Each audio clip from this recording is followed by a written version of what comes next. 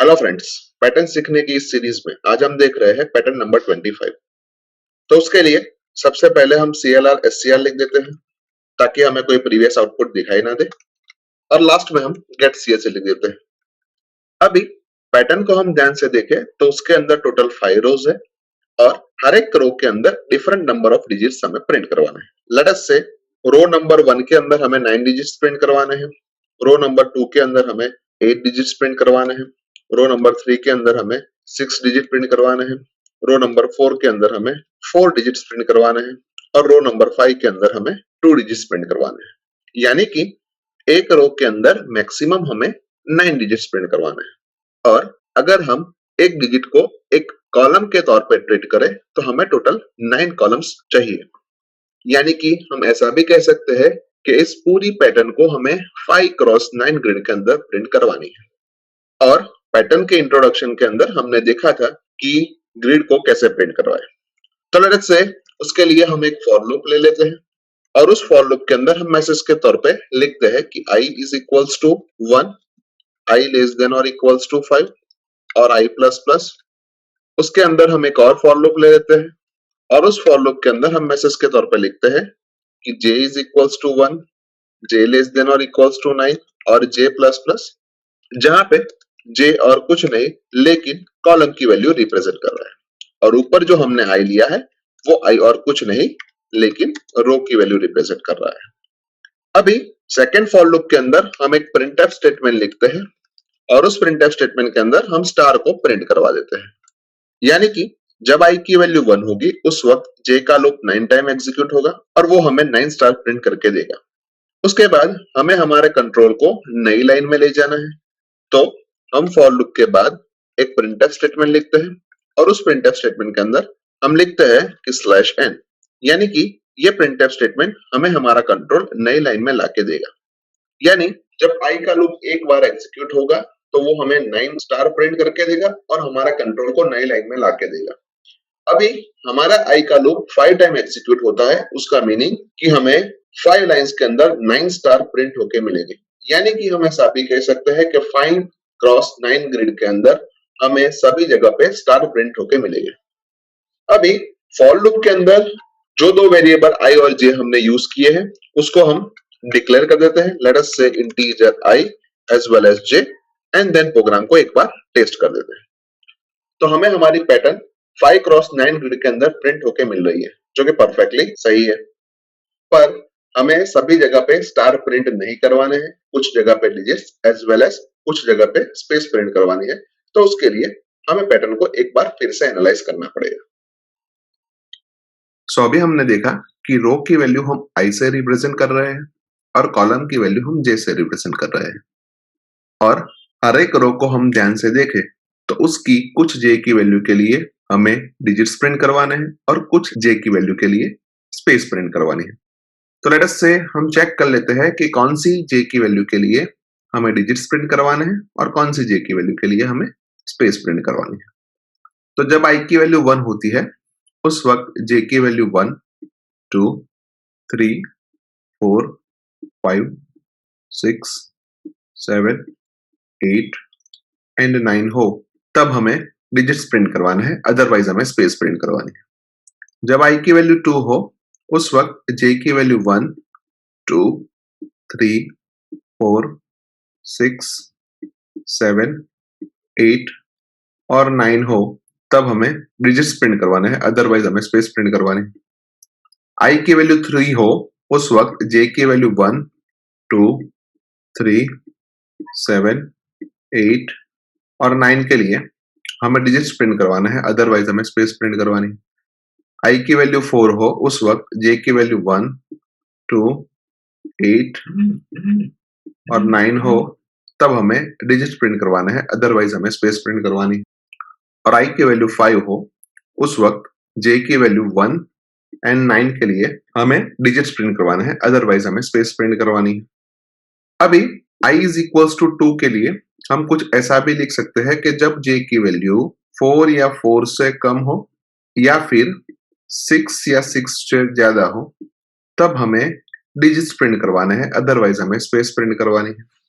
Same way i is equals to 3 के लिए हम ऐसा कह सकते हैं कि j की वैल्यू 3 या 3 से कम हो या फिर 7 या 7 से ज्यादा हो, उस वक्त हमें डिजिट्स प्रिंट करवाने हैं, अदरवाइज हमें स्पेस प्रिंट करवानी है। i इज इक्वल्स टू 4 के लिए हम ऐसा कह सकते हैं कि जब j की वैल्यू 2 या 2 से कम हो या फिर j की वैल्यू 8 या 8 से ज्यादा हो, तब हमें डिजिट्स प्रिंट करवाना है, अदरवाइज हमें स्पेस प्रिंट करवानी है। और i इज इक्वल्स टू 5 के लिए हम ऐसा कह सकते हैं कि j की वैल्यू 1 या 1 से कम हो या फिर 9 या 9 से ज्यादा हो, तब हमें डिजिट्स प्रिंट करवाना है, अदरवाइज हमें स्पेस प्रिंट करवानी है। अभी ये चारों स्टेटमेंट के जैसे हम पहला स्टेटमेंट भी लिख सकते हैं, तो उसके लिए हमें कुछ ऐसा लिखना पड़ेगा कि जब j की वैल्यू 5 या 5 से कम हो या फिर 5 या 5 से ज्यादा हो, तब हमें डिजिट्स प्रिंट करवाना है, अदरवाइज हमें स्पेस प्रिंट करवानी है।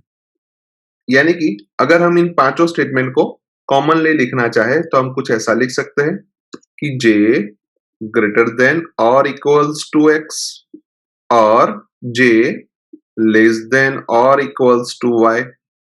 अभी x की वैल्यू को हम ध्यान से देखें तो i की वैल्यू में इंक्रीमेंट होता है तब x की वैल्यू में डिक्रीमेंट होता है, एंड i की वैल्यू में इंक्रीमेंट होता है उस वक्त j की वैल्यू में भी इंक्रीमेंट होता है। तो लेट अस से हम एक बार फिर से i, x और y की वैल्यू को देखें, तो जब i की वैल्यू 1 है उस वक्त x की value 5 as well as y की वैल्यू 5 है। एंड अभी हमने देखा कि जब i की वैल्यू बढ़ती जाती है यानी कि i की वैल्यू 2 होती है, उस वक्त x की वैल्यू में डिक्रीमेंट होता है यानी कि 4 होती है, और y की वैल्यू में इंक्रीमेंट होता है यानी कि 6 होती है। Same way i equals to 3 के लिए x की वैल्यू 3 एंड y की वैल्यू 7 होती है। i इज इक्वल्स टू 4 के लिए x की वैल्यू 2 एंड y की वैल्यू 8 होती है, एंड i इक्वल्स टू 5 के लिए x की वैल्यू 1 एंड y की वैल्यू 9 होती है।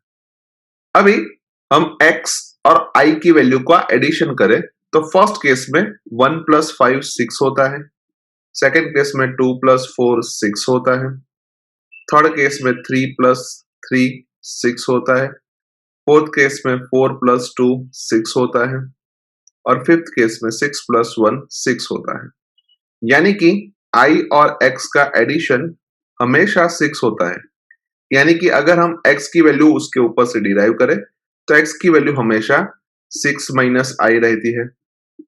उसके बाद अगर हम y और i का डिडक्शन करें तो फर्स्ट केस में 5 माइनस 1 4 होता है, सेकेंड केस में 6 माइनस 2 4 होता है, थर्ड केस में 7 माइनस 3 4 होता है, फोर्थ केस में 8 माइनस 4 4 होता है, और फिफ्थ केस में 9 माइनस 5 4 होता है। यानी कि y माइनस i हमेशा 4 होता है, और अगर हम उसके ऊपर से y की वैल्यू को डिराइव करें तो y की वैल्यू हमेशा 4 प्लस i होती है। यानी अभी जो हमने इक्वेशन लिखा उसको कुछ हम ऐसा भी लिख सकते हैं कि j लेस देन और इक्वल्स टू 6 माइनस i और j ग्रेटर देन और इक्वल्स टू 4 प्लस i। अभी हमने दो फॉर लूप लिए थे जिसमें से पहला फॉर लूप i यानी कि रो के लिए था और दूसरा फॉर लूप j यानी कि कॉलम के लिए था, और दूसरे फॉर लूप के अंदर हमने एक प्रिंटफ स्टेटमेंट लिखा था जिस प्रिंटफ स्टेटमेंट के अंदर हमने स्टार को प्रिंट करवाया था। यानी कि ये फॉर लूप का स्ट्रक्चर हमें 5 क्रॉस 9 ग्रिड के अंदर स्टार प्रिंट करके देता था। अभी हमने एक कंडीशन आइडेंटिफाई की और वो कंडीशन अगर सेटिस्फाई होती है तभी हमें स्टार को या फिर कोई डिजिट को प्रिंट करवाना है, अदरवाइज हमें स्पेस को प्रिंट करवानी है। यानी कि ये जो पूरा प्रिंटफ स्टेटमेंट है उस प्रिंटफ स्टेटमेंट को हमें इफ एल्स स्ट्रक्चर के बीच में लिखना पड़ेगा, और इफ की कंडीशन के तौर पे हमने जो अभी कंडीशन बनाई है वही कंडीशन हम रख देते हैं, as well as else part के अंदर हम एक और प्रिंटफ स्टेटमेंट लिखते हैं और जिसके अंदर हम स्पेस को प्रिंट करवाते हैं। यानी कि अब हम इस प्रोग्राम को एग्जीक्यूट करेंगे तो हमें यहाँ पे जो दिखाई दे रही है उस पैटर्न के अंदर स्टार प्रिंट होके मिलेंगे, पर हमें यहाँ पे डिजिट्स प्रिंट करवाने हैं।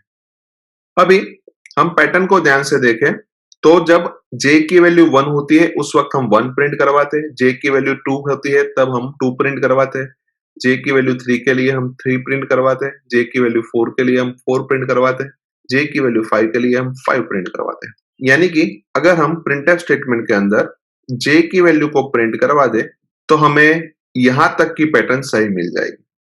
पर जब j की वैल्यू 6 होती है उस वक्त हमें 4 प्रिंट करवाना है, j की वैल्यू 7 होती है उस वक्त हमें 3 प्रिंट करवाना है, j की वैल्यू 8 होती है उस वक्त हमें 2 प्रिंट करवाना है और j की वैल्यू 9 होती है उस वक्त हमें 1 प्रिंट करवाना है। यानी कि उस केस में हमारा ये जो प्रिंटफ स्टेटमेंट लिखा है वो वर्क नहीं करेगा। यानी हमें इस प्रिंटफ स्टेटमेंट को भी इफ एल्स ब्लॉक के बीच में रखना पड़ेगा और हम वहां पे चेक करेंगे कि जब j की वैल्यू 5 या 5 से कम हो तब तक ही हमें j की वैल्यू को प्रिंट करवाना है, अदरवाइज हमें कुछ और प्रिंट करवाना है। अभी हम देखें तो j की वैल्यू 6 होती है उस वक्त हम 4 प्रिंट करवाते हैं, j की वैल्यू 7 होती है उस वक्त हम 3 प्रिंट करवाते हैं, j की वैल्यू 8 के लिए हम 2 प्रिंट करवाते हैं और j की वैल्यू 9 के लिए हम 1 प्रिंट करवा देते हैं। यानी कि अगर हम इस वैल्यू को z एज्यूम करें तो j प्लस z का एडिशन हर एक केस में 10 होता है। यानी कि अगर हम z की वैल्यू आइडेंटिफाई करें तो z की वैल्यू और कुछ नहीं लेकिन 10 माइनस j होती है। यानी कि अगर हम 10 माइनस j को एल्स ब्लॉक के अंदर प्रिंट करवा दे तो हमें हमारे डिजायर पैटर्न मिल सकती है। तो लेट अस से उसको भी हम एक बार चेक कर लेते हैं। अभी हमने देखा कि सेकंड फॉर लूप यानी कि j वाले फॉर लूप के अंदर जो प्रिंटफ स्टेटमेंट लिखा है उस प्रिंटफ स्टेटमेंट को हमें इफ एल्स ब्लॉक के बीच में लिखना है, as well as else block के अंदर हमें एक प्रिंटफ स्टेटमेंट लिखना है जिस प्रिंटफ स्टेटमेंट के अंदर हमें स्पेस को प्रिंट करवाना है। उसके अलावा इफ की कंडीशन के तौर पे हमें लिखना है j लेस देन और इक्वल्स टू 6 माइनस i और j ग्रेटर देन और इक्वल्स टू 4 प्लस i। और इफ के अंदर जो प्रिंटफ स्टेटमेंट लिखा है वहां पे हमें j की वैल्यू प्रिंट करवानी है, लेकिन उस j की वैल्यू को भी हमें सर्टेन लिमिट तक ही प्रिंट करवानी है। लेट अस से उसके लिए हमने देखा था कि जब j की वैल्यू 5 या 5 से कम हो तभी हमें j की वैल्यू को प्रिंट करवाना है, अदरवाइज हमें 10 माइनस j को प्रिंट करवाना है। तो उसके लिए हम एक और प्रिंटफ स्टेटमेंट लिखते हैं और उस प्रिंटफ स्टेटमेंट के अंदर हम लिखते हैं कि percentage d and then 10 minus j। So अभी एक और बार प्रोग्राम को टेस्ट कर लेते हैं। तो हमें हमारी डिजायर पैटर्न 5 क्रॉस 9 ग्रिड के अंदर प्रिंट होके मिल रही है जो कि परफेक्टली सही है। पर अगर हमें इसी पैटर्न को n रो के लिए प्रिंट करवाना हो तो हमें एक इंटीजर वेरिएबल n की जरूरत पड़ेगी और उस n की वैल्यू को हम यूजर के पास से स्कैनफ स्टेटमेंट की मदद से लेंगे। यानी कि उसके लिए हमें लिखना पड़ेगा कि परसेंटेज d एंड फिर एड्रेस ऑफ n। स्कैनफ के ऊपर हम एक प्रिंटफ स्टेटमेंट लिखेंगे और उस प्रिंटफ स्टेटमेंट के अंदर हम मैसेज देंगे कि एंटर n। अभी जो दोनों फॉर लूप हमने लिखे हैं वो दोनों फॉर लूप 5 रोज के हिसाब से लिखे हैं, तो उसको भी हमें n रोज के हिसाब से कन्वर्ट करना पड़ेगा। तो i लेस देन और इक्वल्स टू 5 की जगह पे i लेस देन और इक्वल्स टू n कर देते हैं। j लेस देन और इक्वल्स टू 9 की जगह पे हम लिखते हैं कि j लेस देन और equals to 2 into 5 minus 1 and फिर 5 को हम n में कन्वर्ट कर देते हैं। उसके साथ साथ j लेस देन और इक्वल्स टू 6 माइनस i को हम j लेस देन और equals to 5 plus 1 minus i कर देते हैं और फिर 5 को हम n में कन्वर्ट कर देते हैं। Same way j greater than और इक्वल्स टू 4 प्लस i को हम j greater than equals to 5 minus 1 plus i कर देते हैं एंड फिर 5 को n में कन्वर्ट कर देते हैं। उसके अलावा j लेस देन और इक्वल्स टू 5 को हम j लेस देन और इक्वल्स टू n कर देते हैं एंड प्रिंटफ स्टेटमेंट के अंदर 10 माइनस j की जगह पे हम 2 इंटू 5 माइनस j करते हैं और फिर 5 को हम n में कन्वर्ट कर देते हैं और उसके बाद प्रोग्राम को एक बार फिर से टेस्ट कर देते हैं। जहां पे मैं n की वैल्यू 5 इंसर्ट कर रहा हूं तो मुझे 5 रोज के लिए हमारी डिजायर पैटर्न प्रिंट होकर मिल रही है जो कि परफेक्टली सही है। एक और बार पैटर्न को टेस्ट करते हैं। जहां पे मैं n की वैल्यू 9 इंसर्ट कर रहा हूं तो मुझे हमारी डिजायर पैटर्न 9 रोज के लिए मिल रही है जो कि परफेक्टली सही है। यानी कि हम ऐसा कह सकते हैं कि इस प्रोग्राम के थ्रू हम पैटर्न नंबर 25 को n रोज के लिए इजीली प्रिंट करवा सकते हैं। सो आई होप कि आपको इस प्रोग्राम के अंदर अच्छी तरीके से समझ आ चुकी होगी। आज के वीडियो में बस इतना ही। नेक्स्ट वीडियो में फिर से मिलेंगे। Thank you very much.